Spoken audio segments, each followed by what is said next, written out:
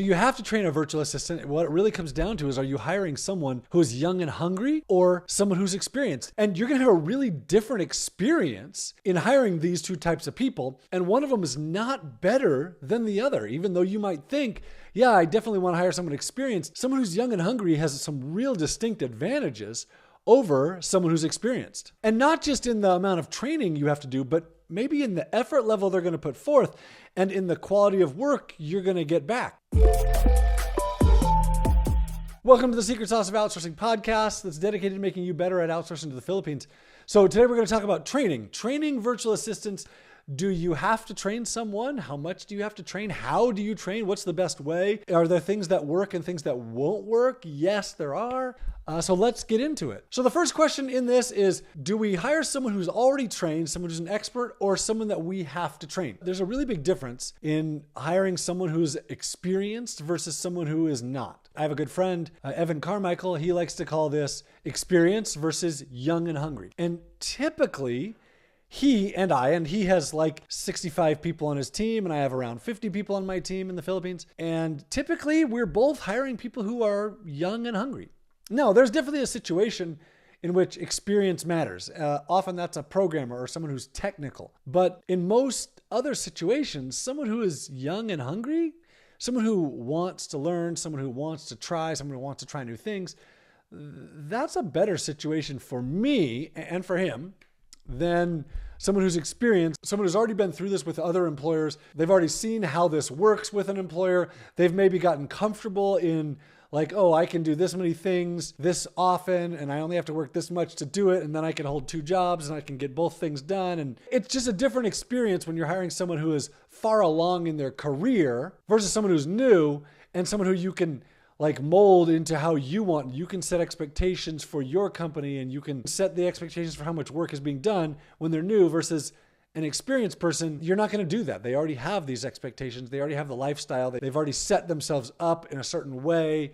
And so, yep, you can do less training that way. You're going to experience a different level of work from that person versus someone who's young and hungry, where you have to train them a bit more, but you also get to train them a bit more. You get to train them on your way and on your company and your culture, and you get to create that culture there versus someone who's experienced and they're already bringing with them culture and lots of years of well, here's how we do this, and here's how this should be done. And you're like, well, we actually think this should be done differently, and they may have objections to that. So anyway, you will have a different experience in hiring someone who is young and hungry or someone who is experienced and set in their ways. And again, one of them is not necessarily better than the other. They're just two different sides. I'm just offering the perspective that very often people come into hiring a virtual assistant saying, oh, I need someone who's really, really experienced because I can't deal with training someone.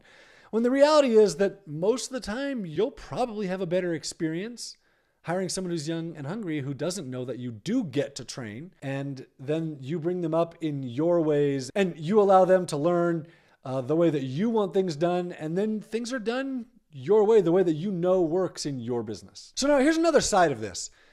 No matter what you do, no matter who you hire, there's always going to be some amount of training that you have to do. Even if you hire someone who's super experienced, you still have to train them on your specifics in your business. And there always are these things like, here's our design styling, if you're hiring a designer or an editor or something like that. Or here's how we want to write our content. Our content is very friendly and informal, or our content is very formal and business and professional. You still have to provide some of that. Here's our internal knowledge to our company. Like, you still have to have this understanding when you come into the company.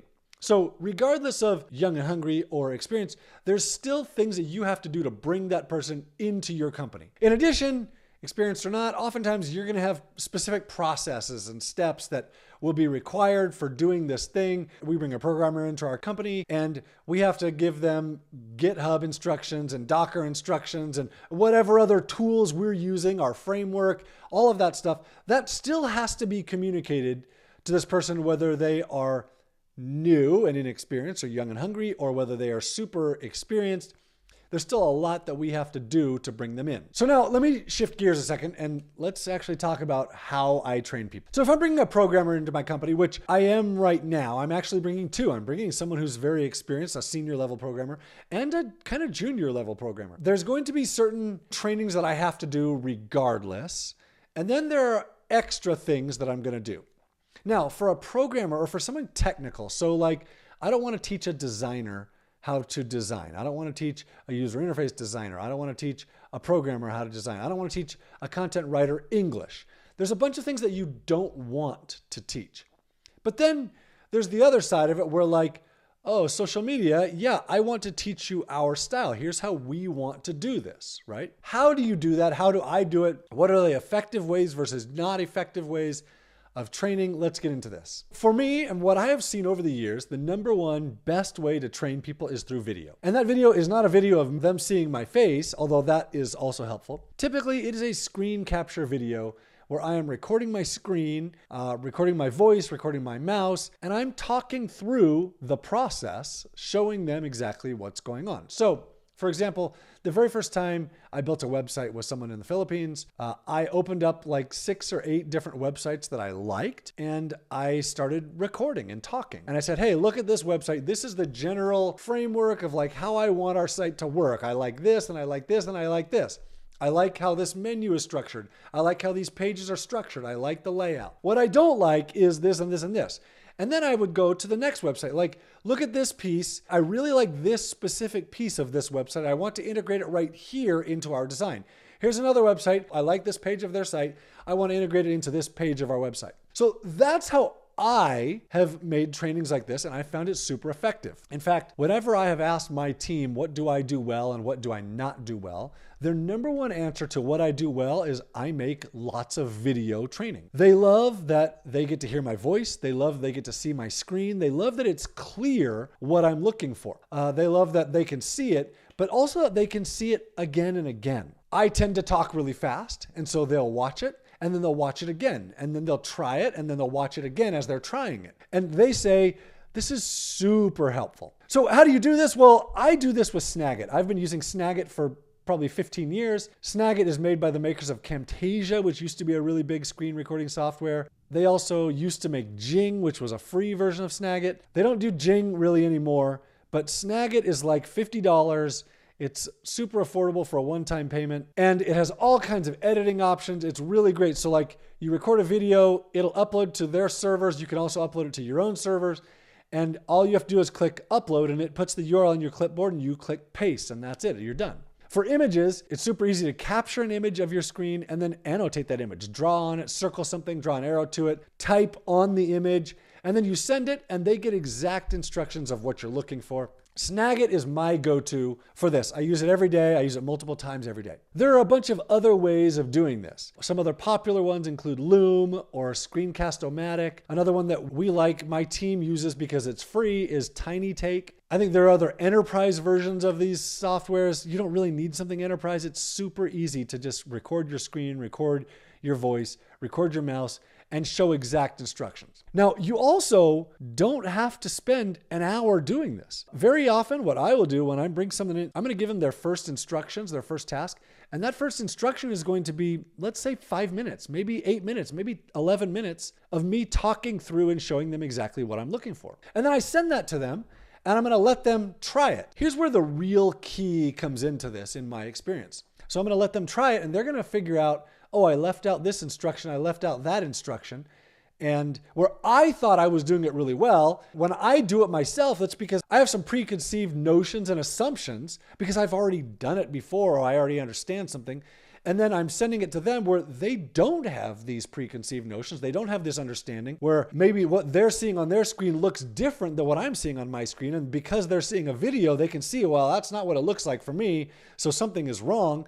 And that gives them the confidence to say, sir, I followed your instructions, but something isn't working right. So the other side of this would be written instructions, which has all kinds of shortcomings. And this is where the typical advice of standard operating procedures for training just falls really, really short. For example, they don't get to see your screen. You spend a whole bunch of time writing, which the amount of stuff that I can talk through and show in a 5-minute video or a 10-minute video is probably equivalent to an hour of writing and taking screenshots and inserting into a document, only to find out that actually that's not what it looks like for them. And now you have to go back and modify it and change it, where if it's not what it looks like for them, then I just go through and I'm like, well, I'm not sure why this doesn't look the same as you. And I'm recording at the same time. I'm just recording and I'm clicking things, and then finally I'll figure it out, and that's it. I'm just done and send and done.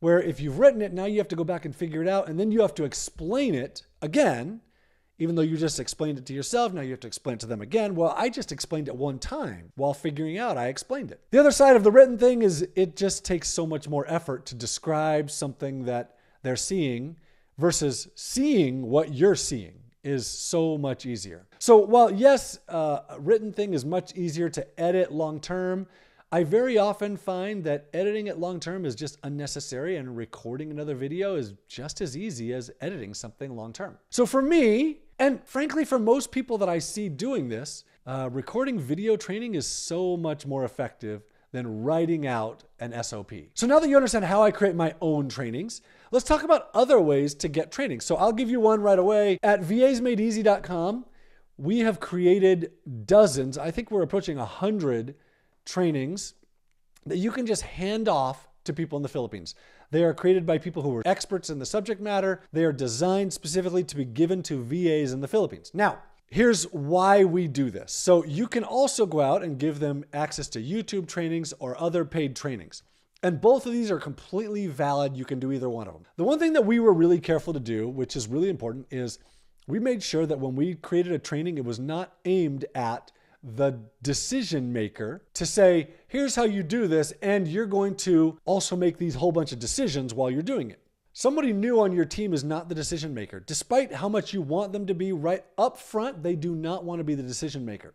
Long term, absolutely, no problem. But in the very beginning, if you give them a training where they're expected to be the decision maker and you don't make the decisions for them, you're very likely to cause them to disappear. And that's like worst case scenario where you spent a bunch of time and effort recruiting someone and then you caused them to disappear because you made mistakes in training them. So can you have them watch YouTube videos? Yes, absolutely. In fact, one of the responsibilities of my team is every week they're supposed to watch at least one YouTube video that is relevant to their role and try and improve what they're doing. So yeah, we use YouTube videos all the time. Can you buy trainings like, here's a full-on social media training, here's how you do this? Yes, you can, and you can give that to someone in the Philippines. As long as you create the understanding that when they come to a decision, they're gonna come to you for that decision. When they come to something that requires direction, then you're gonna provide them that direction.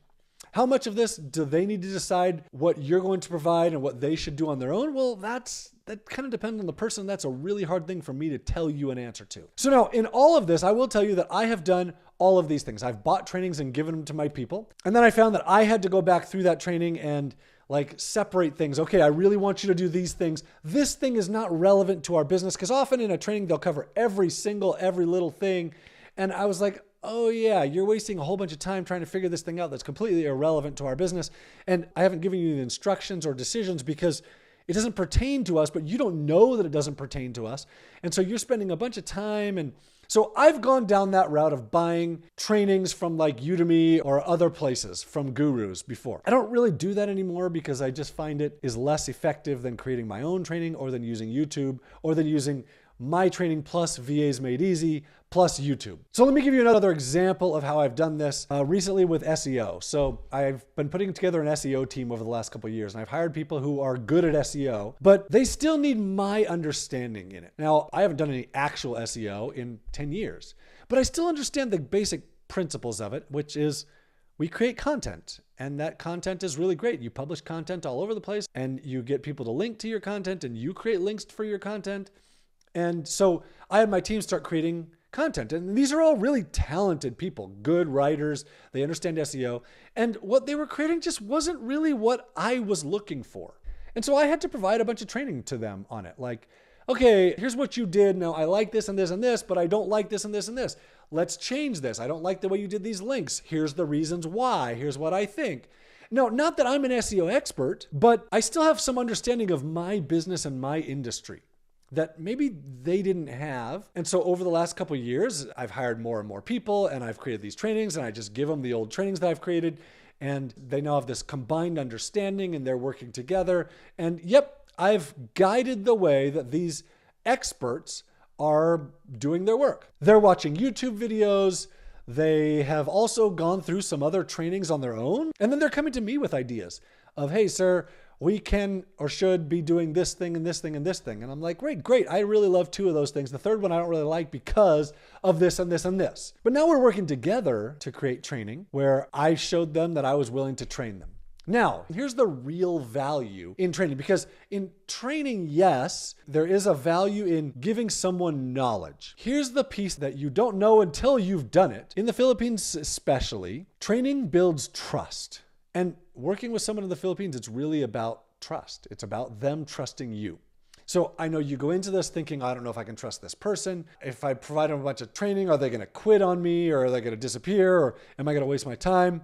The reality is they don't trust you. And if you don't do things to gain their trust, they're unlikely to do good work. Now, one of the magic pieces about training is it gains their trust. When you provide training to someone, it tells them you care about them, you care about their success, you care about their success in your company, you care about them doing good work with you. It shows them that you care and you're willing to invest in them and their success. That right there is a really big deal for them, towards them being willing to go through the training, to try things, to make decisions, to fail, where otherwise they really don't want to. So now, just by providing training, you're giving yourself a much higher likelihood that you're going to succeed with this, because you're giving them a higher likelihood that they'll succeed, and you're giving them the confidence to do other things that they wouldn't otherwise do. So the real value of training is building their trust in you as a boss, that you care, that you want them to succeed, that you're trustworthy for them, that you're going to help them grow in their career, because all of this really matters to this person that you just hired. So whether you hired a newbie or someone who's young and hungry, or you hired someone experienced, this principle still applies of having to gain their trust. And this is another reason why usually I hire someone who's young and hungry rather than someone who is very experienced and set in their ways. So now the last thing I want to talk about is how much training. Well, when I started, I was giving training every single day. It was all the time, constantly. And over the years, that has lessened and lessened. And actually today, it's very, very little do I train people. I give role direction, I give company direction, but usually the people that I've hired, I've learned more and more that not only are they capable of doing a lot of training on their own, where you can learn almost anything from YouTube, and as long as I'm willing to provide them direction and decisions, then they're willing to try really amazing stuff. And the more I let them try amazing stuff, the more they're willing to make decisions. And so I've learned over the years that if I let them try things, even if those things fail, it allows them confidence to want to try more in the future, to want to do great work in the future. So I end up actually having to train very little. And that's really a result of me being willing to train in the first place. I don't actually work very much in general. I only work 15 to 17 hours a week. Most of that time is spent communicating with my team on things that we're working on, thinking through problems and solutions, and providing them the means of solving their own problems and doing good work on their own. And that's where training comes in. If you provide them the means, then they want to do good work for you.